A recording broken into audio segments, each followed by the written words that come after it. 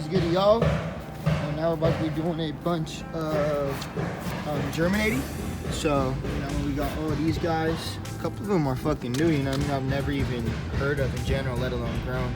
I got the gourd right here, so I'm actually gonna be making hard shell fucking little pans and shit, little bowls, jewelry boxes and shit. So I'll be letting people know about that. Little birdhouses, I'm excited about that one too.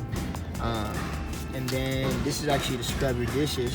But we got, squash is some of my favorite shit to cook with. We like a lot of like spaghettis, throw it in my motherfucking lasagna. We got a couple other type of watermelons. Watermelons are gonna be booming this season. But yeah, basically you fill up a solo cup with some dirt, water that bitch up, make sure it's a little moist. And I'm gonna show you how Junior does it, he's gonna be our example guy. But all you're gonna do is poke your finger in 3 sections. Very, very, very simple process. I'll show you our germination right over there right now, but you can kind of see 3 holes right there. And you're just gonna flood those holes with, if it's bigger seeds like a corn seed, just 1. If it's smaller seeds like thyme, for example, you're gonna flood it with 10 to 20. And a lot of shit will pop right there. But Junior will give us a visual example of how to physically do it. Let's do a watermelon seed, because I know watermelon seeds are a little different. Let's see what they look like. And folks, a lot of these seeds actually do look like the seeds when you eat the fruit. 99% of the time. So let's see what these guys look like. Okay. Pretty. Yeah, so look at that. They're not black, like straight black, like the watermelon seeds would be, but they're pretty much the same shape. And these guys are very, very easy to germinate. The smaller seeds are a little difficult, a little more finicky, but watch this. Go ahead, Junior, show him. So he has 3 deep holes, which is beautiful. Just drop them in there real quick, feel me? Bang, bang, bang.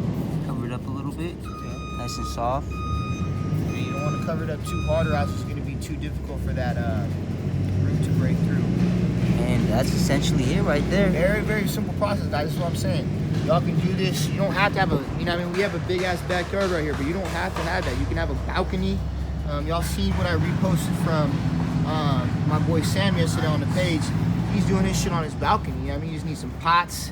But yeah, and right now you just need solo cups, and then you can figure out the pot shit later. But just get some solo cups, 1 bag of soil. Make sure it's Edna's Best. Don't be getting that Miracle Grow. Stay away from that. That's like going to McDonald's as a human. We don't need that. So we're feeding our plants the same way we're feeding our bodies, and they're gonna be booming. Let me show y'all what this process looks like compared to not necessarily a finished product, but some progress.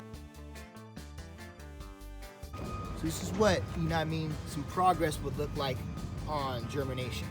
You got the Swiss chard, sorry. You have the black corn. I can tell just because it's purple. I don't got the marker, but I was telling that yesterday.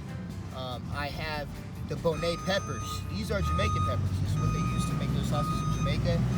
I seen these at the co-op. So I was interested to get those. They finally popped, so I'm excited about that. I got the Jimmy Nardellos. These are my only peppers that I got that are sweet peppers. So that'll be nice. I'll throw in some recipes. I've never really been a sweet pepper guy, to be honest. I like my shit spicy, so that's why I got my serranos back there, and those are booming. I'm most excited about those. I'm glad I got a lot of germination rate on that. And what we did is we simply did the 3 method. You see how this cup resembles that beautifully? You got 1, 2, and 3 right there.